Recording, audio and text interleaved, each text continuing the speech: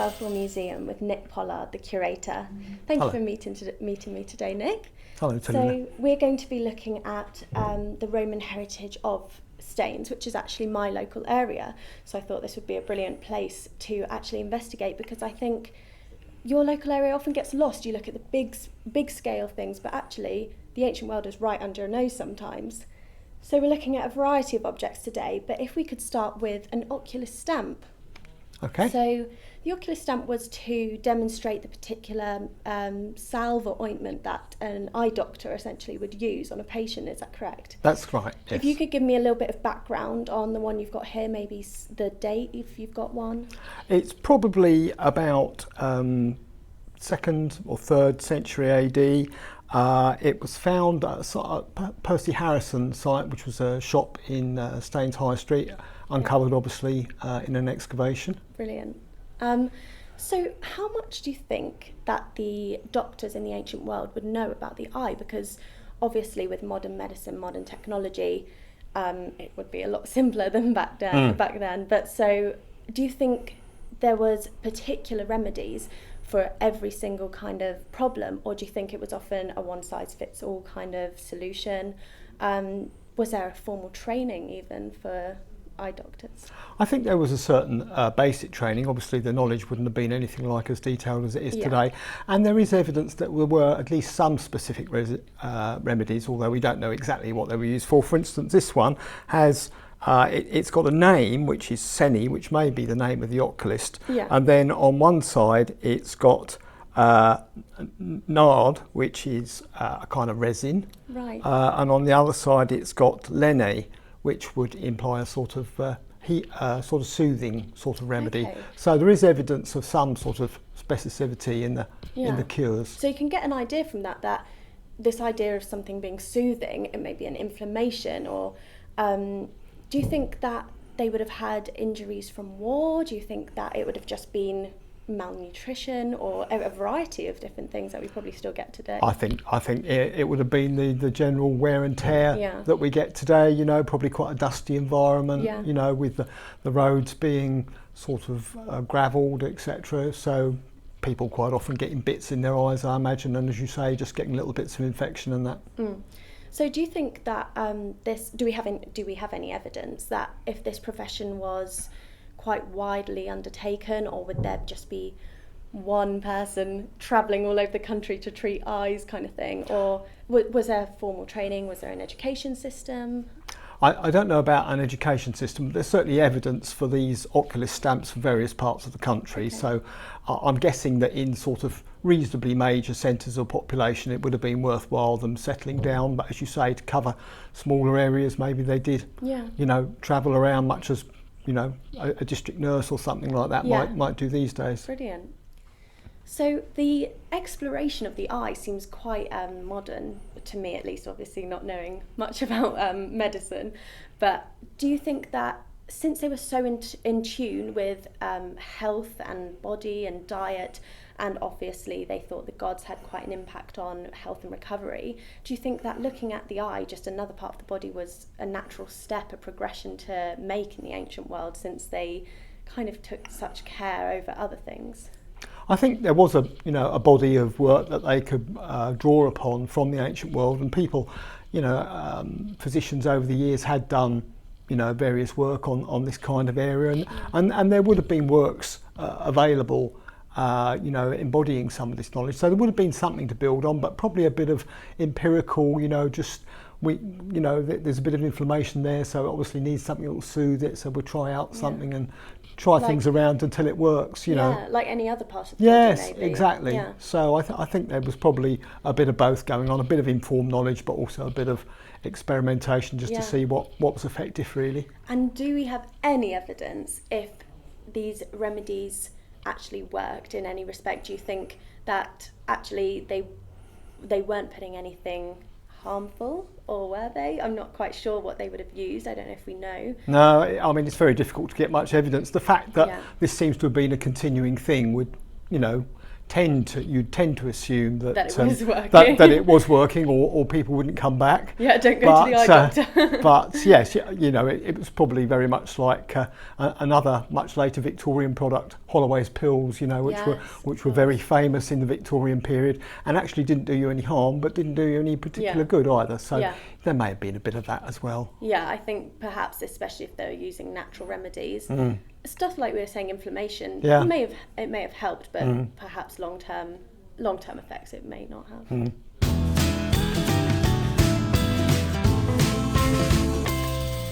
So here we have a cheek piece of a cavalry helmet, is that right? That's right. Can you just give me a bit of background again about the dating, or where is it found? Yes, of course. So this is the cheek piece from a Roman cavalry helmet, and it would have literally hung down the side of the helmet and protected your cheek. And it was made of iron, but it's got a detailed copper alloy coating over it, which has been embossed with a pattern, and you can just about make out the outline here of an emperor's head. There's his nose just there.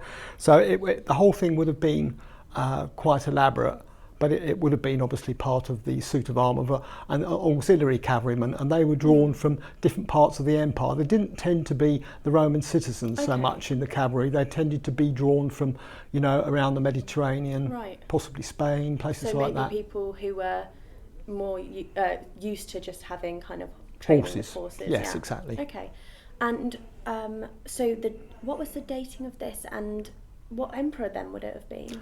We're not quite sure which emperor, because obviously there's quite a succession, and there's not much of his features remaining. It's probably it's probably relatively early, so probably 1st or 2nd century AD.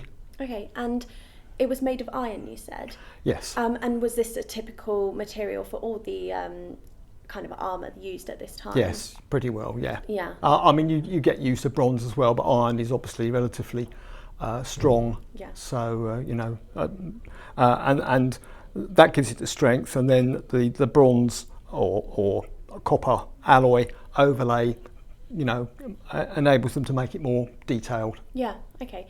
And do you think that just having this emperor's face, this would have been propaganda, or do you think actually there was just so much decoration on this armour? Was there more decoration than this, or was this simply, this was the emperor at the time, we are representing who we are fighting for, kind of thing? I think so. Like you see on the coins, very much the emperor's head was a symbol of the empire. So I think it would all been part of that overall image that the Romans were patriotic kind of thing. Exactly. Yeah. And do we have any idea if this was made in Britain, or was it imported? Would they have imported every kind of piece of armour? I think it's overwhelmingly likely that as the auxiliary cavalrymen and indeed the legions would have come from, within the empire, I think it's more likely that it would have been produced overseas and then imported into the country. Certainly at this earlier date, it may well be that they got on to then producing armour later on. My feeling is about a thing like this, that it probably would have been produced abroad and then brought overseas with whichever unit of cavalrymen came with it. And if we know where this was found and discovered, do we know if it would have been buried with someone, or if it was discarded, abandoned kind of thing, or if it was actually maybe left from a battle? Do we have any idea? It was found in an excavation right in the centre of the modern town of Staines, literally just off the Roman road which runs down the line where Staines High Street is today. So it's amazing continuity. But because it was found within the bounds of the Roman town of Staines, that makes it overwhelmingly likely that it wasn't a burial, because as you know, burials certainly of adults anyway had to take place outside the boundaries of the town. Okay, so considering this is so old, do you think this is actually in relatively good condition? I know we only have a fragment, but the fact that you can still see the detailing, I think it's lasted brilliantly, really, and it gives us an insight into the shape of the helmet, and that's so important because obviously the kind of styles and practicality of everything kind of changed and evolved and differed from each region and each army. So I think the very fact that we can make out that it was a cheek piece that hung below gives us an insight into everything else, really. And the fact that we know it's from a cavalryman thus shows that we know that they actually used horses in the battle. I think it's easy to lose sight of these basic, seemingly basic points of, yes, they used horses in battle, but actually it's hard to imagine really such an ancient kind of war, really. It's very likely that rather than, you know, a battle having been taken place, we're talking about a fairly settled town at the time, so we're probably talking more garrison troops or even troops passing through, you know, because it's on the main road.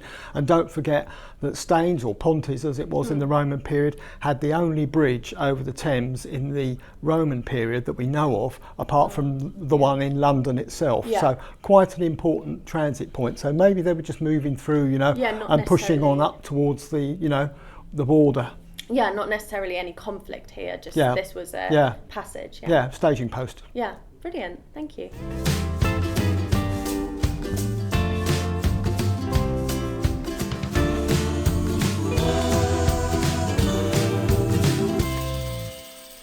So here we have a Samian bowl, and I believe it shows some kind of procession. Can you give us a bit more detail about what it may show, or what some theories are that it depicts?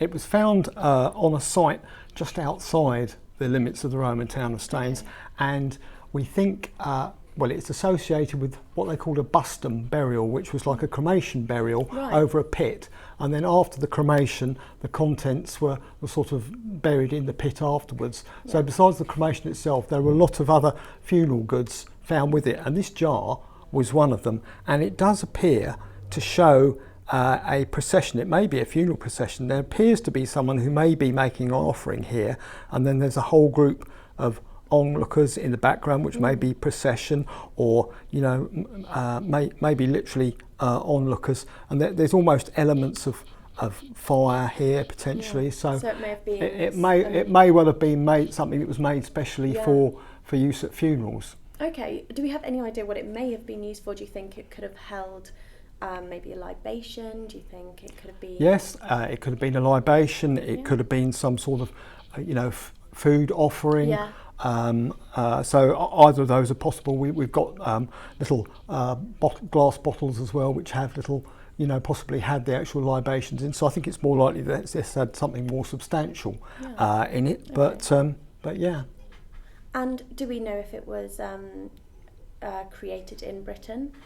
What material? What is it made out of? It's a type of pottery known as Samian ware, which all originates from Gaul, modern day France, of course. So it's extremely likely that it was imported. There are some sort of lower quality local sort of copies, but I think this is the genuine stuff. Okay.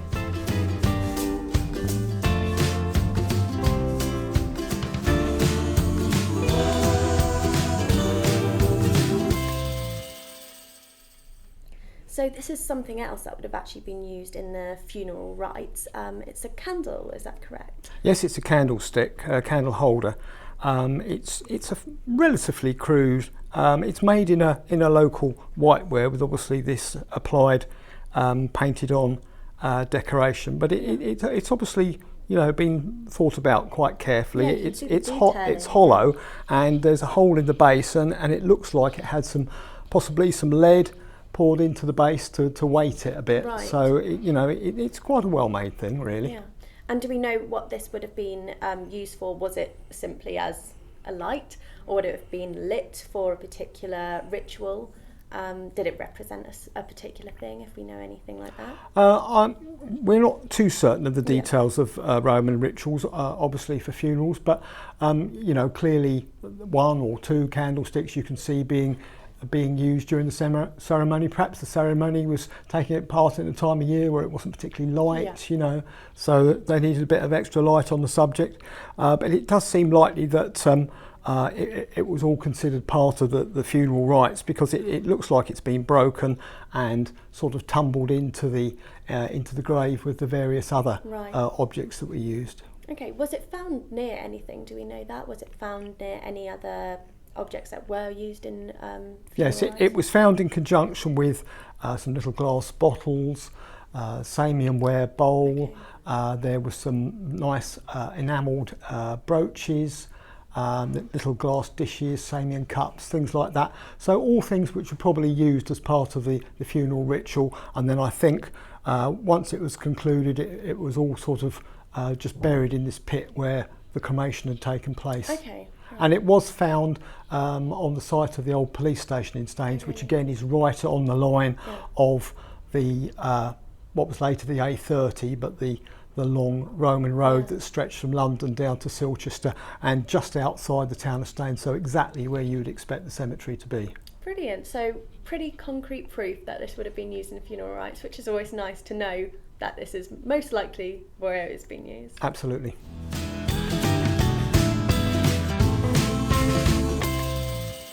So here we have a socketed axe head, and it's Bronze Age, right? So I'm assuming it was made out of bronze? Yes, that's right. And why is it socketed? What makes it socketed? Why is it? So, as you say, it's made out of bronze.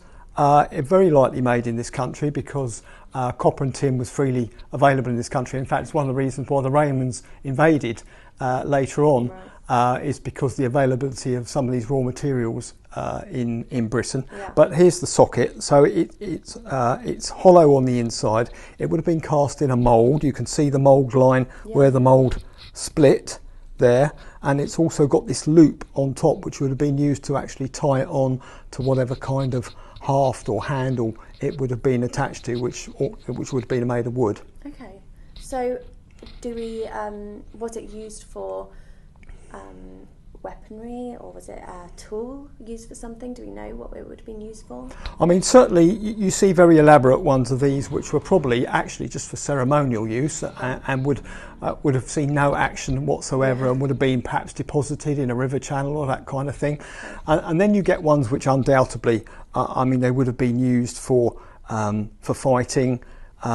We don't really know anything about the extent of fighting in the Bronze Age, but you can imagine this is fairly heavy, and you could certainly hurt someone with one of these. Yeah. But my feeling is that most of these were actually used in agriculture, for clearing trees, undergrowth, etc. Okay, brilliant.